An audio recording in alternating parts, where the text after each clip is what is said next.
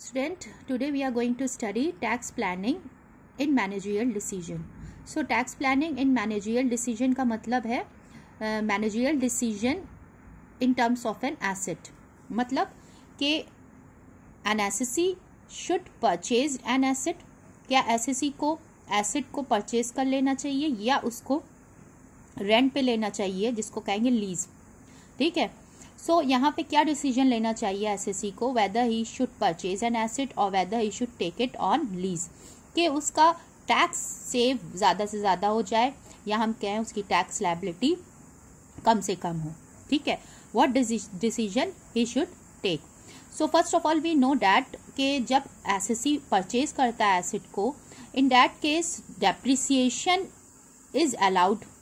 ठीक है ना. मतलब deduction of depreciation is allowed in computation of income. ठीक है. जब हम इनकम कंप्यूट करते हैं देन उसमें हम डेप्रिसिएशन को डिडक्ट करके बैलेंस पे टैक्स लगाते हैं. तो deduction of depreciation is allowed in computation of income. ठीक है ना. सो एंड नेक्स्ट, एसएससी ने जो एसेट को परचेज किया, उस एसेट को उसने जो परचेज किया वो लोन लेकर किया. ठीक है. इस क्वेश्चन में हमारा है कि लोन लेकर किया. लोन 1 लाख का लिया, उससे उसने एसेट को परचेज किया. ठीक है ना. तो जो इस एसेट को परचेज किया, उस लोन लेकर उस लोन पर 10% इंटरेस्ट दे रहा है. तो deduction of interest is also allowed in computation of income. हम मतलब डेप्रिसिएशन और इंटरेस्ट दोनों डिडक्ट करेंगे यहाँ पे. ठीक है. फिर उस पर टैक्स लगाएंगे. ठीक है. नाउ नेक्स्ट, अगर रेंट पे लेता है तो रेंट पर अगर एसेट को लेता है तो वहां पे डेप्रिसिएशन अलाउड नहीं होता है. ठीक है. इंटरेस्ट भी अलाउड नहीं होता है. ओनली क्या अलाउड होता है, that is rent, amount of rent. So deduction of rent is allowed in computation of income. Rent allowed है as deduction in computation of income. ठीक है. So in that case depreciation और interest allowed नहीं होगा. ठीक है, as deduction when, जब rent पे लिया है तो. ठीक है. Only rent is allowed. तो ओके. सो रेट ऑफ, यहाँ पे हम क्वेश्चन देखें, कॉस्ट ऑफ एसेट है 1 लाख. ठीक है. ये 1 लाख कॉस्ट है एसेट की. इसको लोन लेकर एक्वायर किया है एसएससी ने, और लोन का पेमेंट जो वो कर रहा है वो 20,000 पर एनम कर रहा है. हर साल 20,000 लोन का पेमेंट कर रहा है. ठीक है ना. और उस पर इंटरेस्ट कितना दे रहा है, 10%. टैक्स कितना है यहाँ पे, 26%. रेसिडुअल वैल्यू क्या आई यहाँ पे, 20,000 आफ्टर 5 ईयर्स. रेसिडुअल वैल्यू का मतलब यहाँ पे सेल वैल्यू. ठीक है. Now profit of the SSC before depreciation, interest and tax. ठीक है. Before rent and tax. या हम अगर उसने परचेज किया है तो हम कहें profit before depreciation, interest and tax 1 lakh है. लीज पर लिया है तो हम कहें profit before lease, rent and tax. ठीक है. तो दोनों ही केस में हम 1 लाख प्रॉफिट लेकर चलेंगे एंड फाइंड आउट करेंगे कि कौन सा ऑप्शन बेटर रहेगा, परचेज करना बेटर है एसेट को या रेंट पे लेना बेटर है. लीज रेंट क्या है, 30,000 पर एनम. हर साल उसको 30,000 रुपये एज रेंट देना पड़ते हैं एसेट के. ठीक है ना. Okay. Now let us see the solution. Now this is when asset is purchase. जब एसेट को परचेज किया गया है तो profit before depreciation and interest 1 lakh 5 years का हमने बनाया है. ठीक है. यहाँ पे टोटल है दिस साइड. ठीक है. नाउ यहाँ पे क्या अलाउड होगा, डेप्रिसिएशन अलाउड है.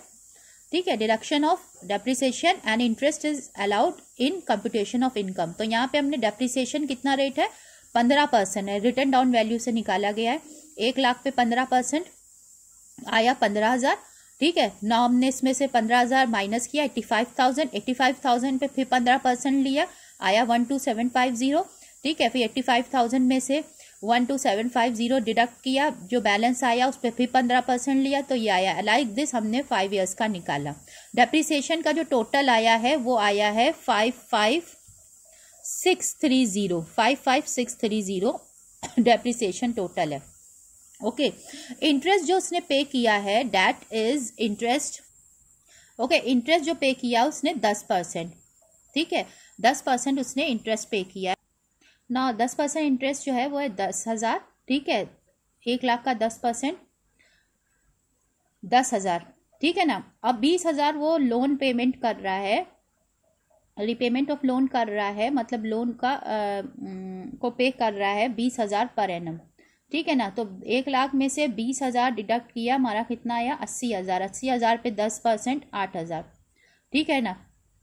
फिर उसने 20,000 और पे कर दिए, कितना बचा 60,000। 60,000 का 10% 6,000, तो ये हमारा इंटरेस्ट अमाउंट आ गया। टोटल इंटरेस्ट उसने पे किया है 30,000, ठीक है ना। ओके, नाउ हम इन सबको ऐड कर लें तो हमारा यहाँ पे आ जाएगा ये 30,000, ठीक है। नाउ अब हम देखते हैं प्रॉफिट बिफोर टैक्स क्या आया। ये दोनों डिडक्टेबल थे, इनको हमने डिडक्ट कर दिया, तो 1,00,000 में से 15,000 10,000 डिडक्ट हो गया 75,000, एंड देन ये डिडक्ट किया, हमारा आया 79250। लाइक दिस हमारा ये आ गया, ठीक है ना। नाउ प्रॉफिट बिफोर टैक्स का टोटल है 414370। ये नाउ टैक्स 26% हमने लिया, ठीक है, फर्स्ट ईयर, ठीक है। 75,000 का 26% 19,500, देन इसका 26% 20,605, ये सारे हमने लिए, तो हमारे टैक्स आ गए हर ईयर का, ठीक है ना, ईच ईयर। नाउ इन सबको हमने टोटल कर दिया तो आया 107736 total tax. Profit after tax क्या आ रहा है, this amount profit before tax minus tax, ठीक है, आया 55,500 ना। इसमें से हमने इसको लेस किया, हमारा ये अमाउंट आया, इसमें से ये लेस किया, ये अमाउंट आया, तो प्रॉफिट आफ्टर टैक्स हमारा ये आ गया टैक्स लगने के बाद, और ये हमारा टैक्स अमाउंट है। टोटल है 306634 प्रॉफिट आफ्टर टैक्स।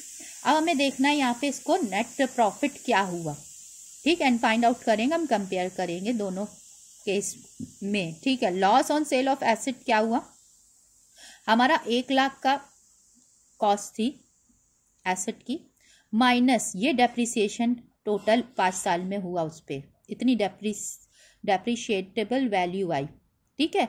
ये हमारी इतना डेप्रिसिएशन हुआ है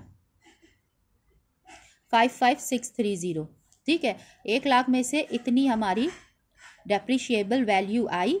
नौ इसमें से हमने इसको माइनस किया तो हमारा कितना आया 44,370, ये आई आफ्टर डेप्रिसिएशन ऑफ 5 ईयर, ये वैल्यू हुई।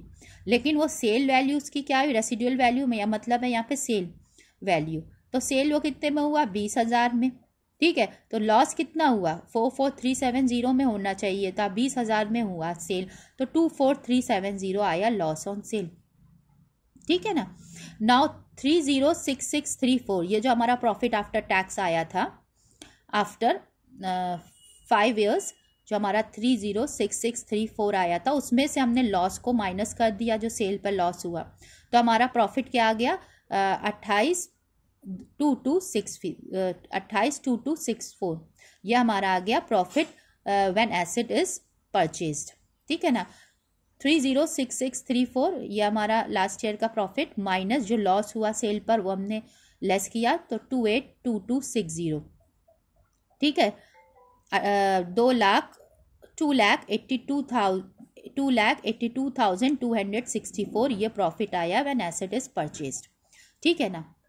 Now let us see when asset is taken on lease, जब रेंट पे लिया गया है, तो रेंट पे लिया गया है तो प्रॉफिट बिफोर लीज रेंट क्या है 1,00,000, मतलब दोनों में हमने 1,00,000 ही हमारा हम लेकर कंपेयर करेंगे, 1,00,000 प्रॉफिट इसमें भी है, लेस रेंट हर साल वो पे कर रहा है 30,000 एसेट पर, ठीक है ना। तो टोटल रेंट 1,50,000 है।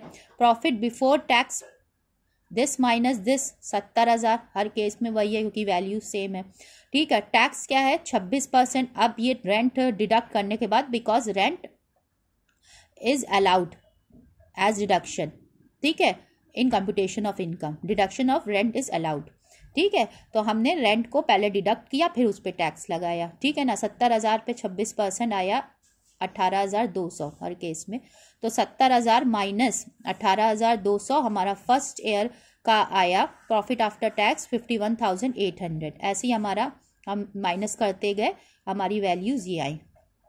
Total profit after tax at the end of 5th year आया 2,59,000, ठीक है। नाउ ये प्रॉफिट आफ्टर टैक्स हुआ जब रेंट पे लिया गया एसेट को, तो when asset is taken on lease, यानी क्या रेंट पे जब लिया गया तो प्रॉफिट है 2,59,000, ठीक है, eight the end of 5th month, sorry eight the end of 5th year, ठीक है ना। और जब एसेट परचेज किया गया था तो क्या आया 2,82,264। तो प्रॉफिट किस केस में ज़्यादा है? जब एसेट को परचेज किया गया, तो hence asset should be purchased. ठीक है, तो ये डिसीजन होगा। Thank you.